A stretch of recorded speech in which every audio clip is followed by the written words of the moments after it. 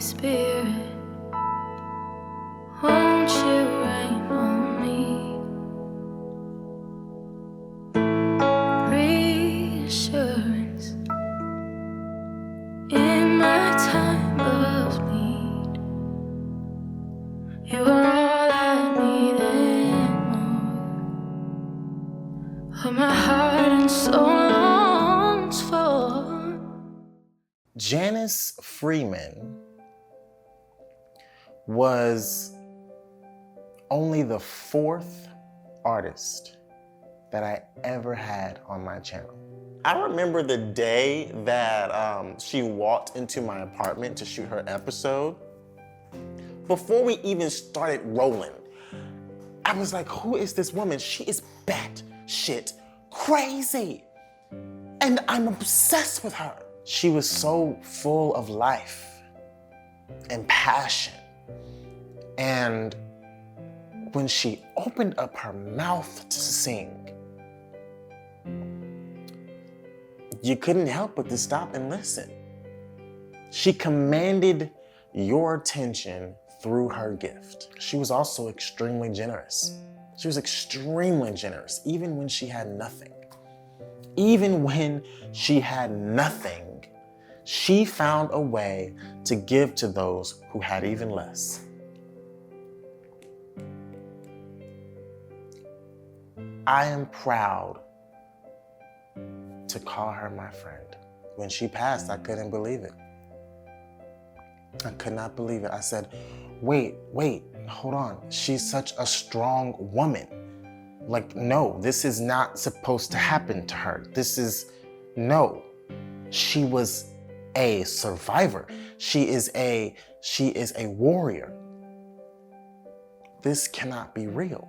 Although it was God's plan to take her when he did, and she did complete everything that he needed her to do while she was here, I still wanted her to have all those things that she dreamed of so bad. You know, it doesn't matter who sits next to me. They all tell me their dreams, and I root for all of them. I want them all to achieve everything that they want. But with Janice, because of her story, I dreamed with her. I made her dreams my dreams. I touched and agreed with her. So that day in 2019 was the saddest day of my year. At the very beginning of the making of this album, I wrote Janice's name down. Wrote her name down, I put a little star by it. I knew I wanted to honor her in some way. I just didn't know how I was going to do that. I found out that Keisha Renee and Janice were very close. And I mean, hands down, without question, I knew she'd be the perfect person to deliver this tribute.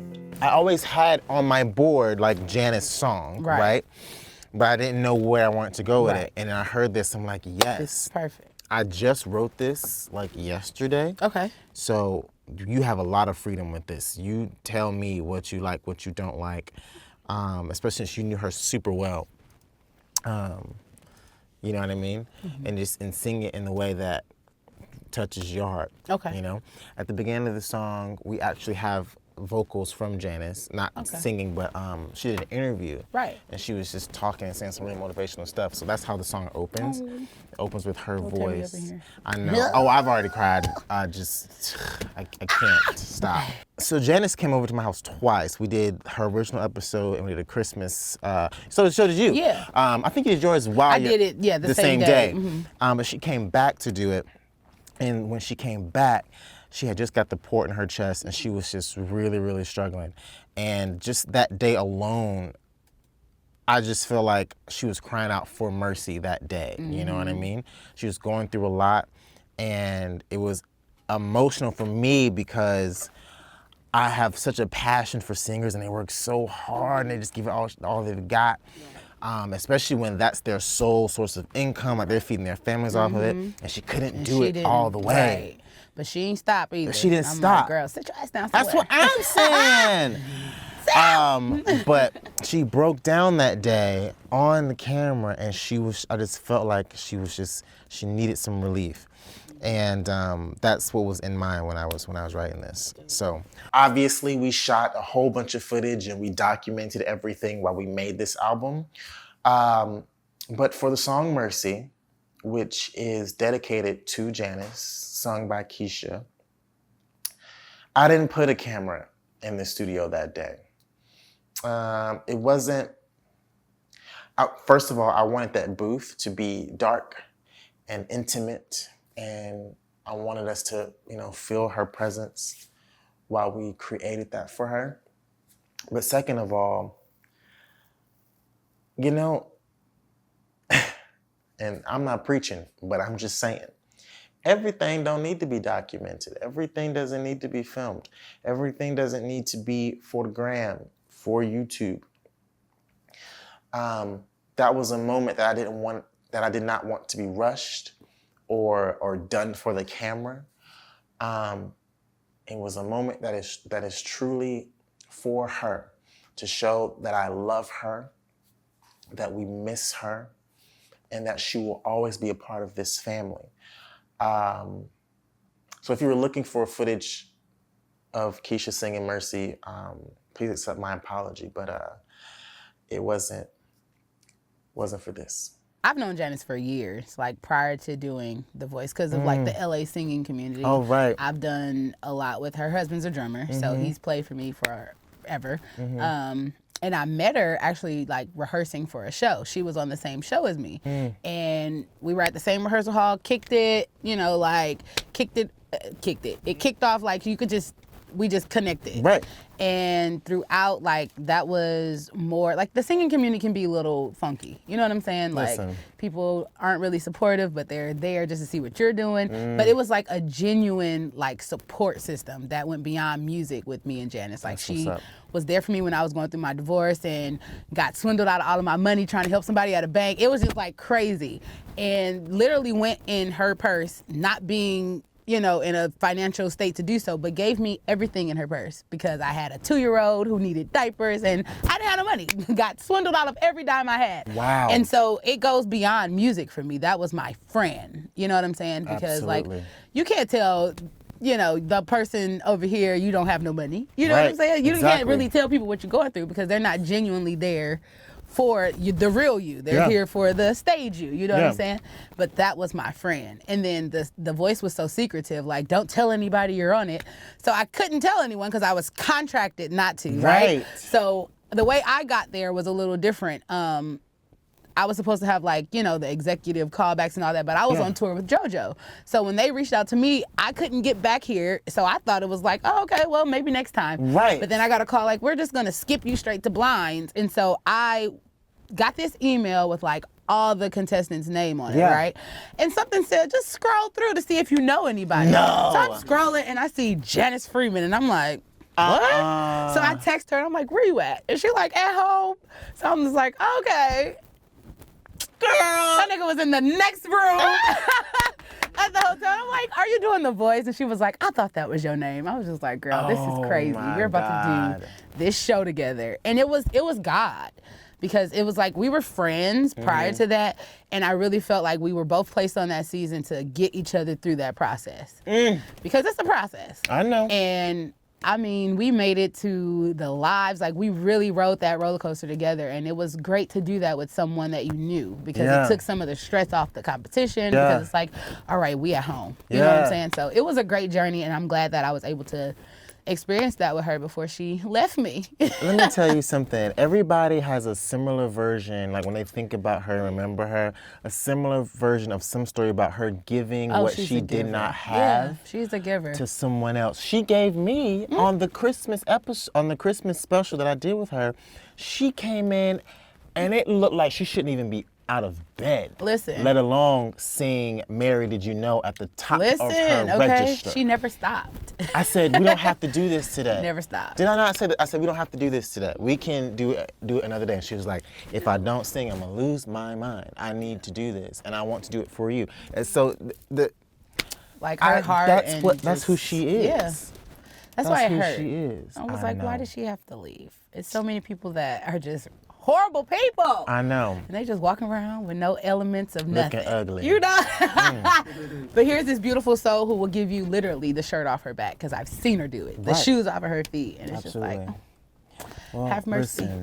Listen, but he did, because now she don't have to suffer. Now she don't, so. which is at the moral of the story of this song. When I was writing it, it was like, she got it. She did. She did. You know, it wasn't the way that we thought it was going to be. Right. But, you know, God's plan is God's plan. Yeah. And That's nobody's crazy. plan better. But I used to lead worship at a church, and she was my assistant. Like, what? we go back. Yeah. Oh, you mean back. I was a praise and worship leader at this church, and she was my assistant. Like, we tag team every Sunday. And then when I had to go out of town, she would step up and be the leader. Like, we go back. It's history. Man. So it was like, this show don't even tip the iceberg. That was like, you know, the icing on the cake. Like, we have stories where we thugging it out together.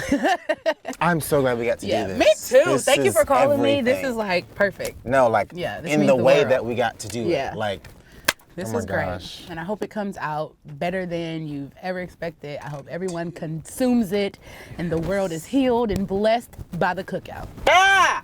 Amen. You know, we got some good mac and cheese. Listen. Almost a month before we did anything with it, Josh and I came up with the melody for what eventually became Dear God.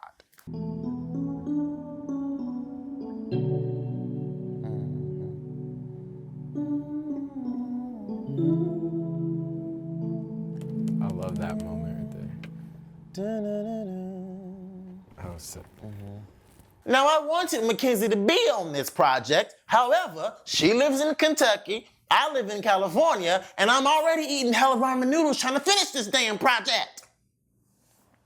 But of course, I did what had to be done and bought her flight and a new pack of ramen in the same transaction. I didn't want to overcomplicate this song here. You know, I wanted it to be sort of like a mantra song.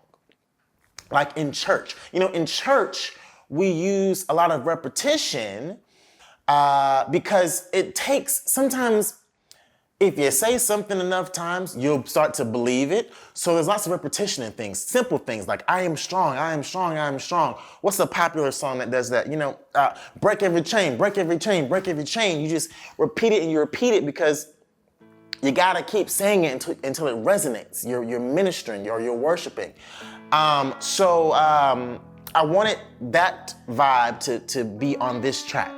So I just told Mackenzie, just go in the booth and just do it a few times. We'll switch it up a little bit, but just make sure they get it.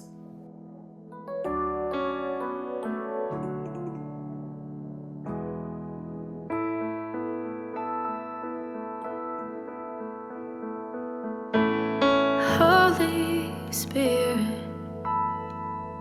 won't you rain on me? Reassurance in my time of need.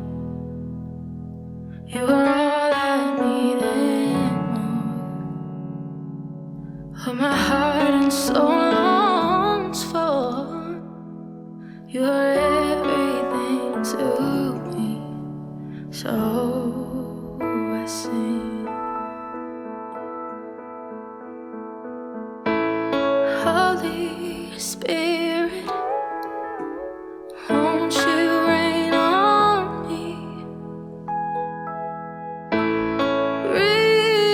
Reassurance in my time of need. You are all I need and more. What my heart and soul longs for.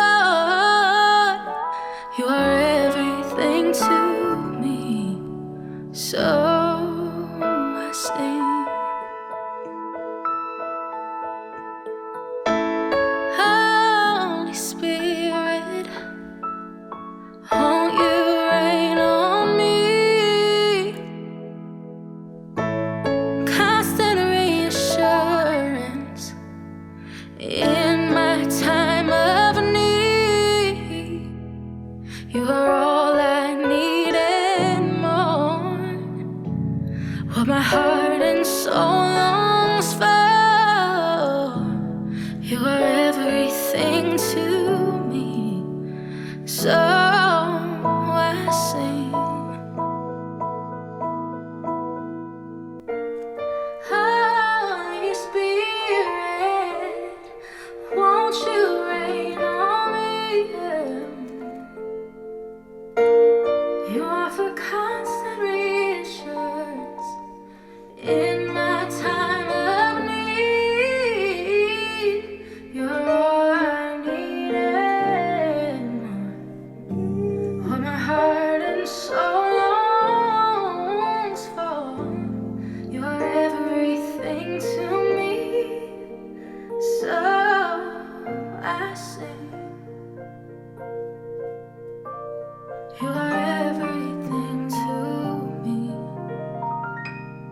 You are everything I need.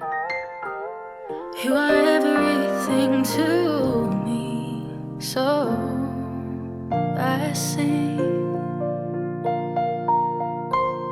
You're the reason why I sing. Oh. It's fitting that this is the last track on the album because it is, in fact, a song that sums up everything I needed from God to finish a project that took every piece of me out of my body. It took everything I had. I had to sacrifice so much to get this done. I'm not talking about the obvious stuff either. I'm talking about, you know, I had to surrender my doubts. Tapping into a side of this industry that's completely foreign to me. I had to surrender my doubts that I could do it, that I am worthy enough to do something like this. I had to surrender my show for 4 months in order to have time to focus and do it the way that I needed to do it. I had to surrender my fear and uncertainty of what would happen by being a ghost on social media for 4 months. I had to let all that go. I have a team. I have a team that needs to eat. And if we are, you know, not posting for 4 months, that means we ain't got no income for 4 months. And I had to surrender that fear of failing them and potentially, you know, messing up their finances. I had to surrender all of that and take on all that pressure to get this thing done. So this song, I put it last because it sums up what I needed to get through it. Holy Spirit, won't you rain on me? Reassurance in my time of need. You're all that I need and more. It was those lyrics that helped me keep going, that helped me continue to press towards the mark and finish this project. Never would have made it. Never could have made it without you. I would have lost it all. But now I see how you were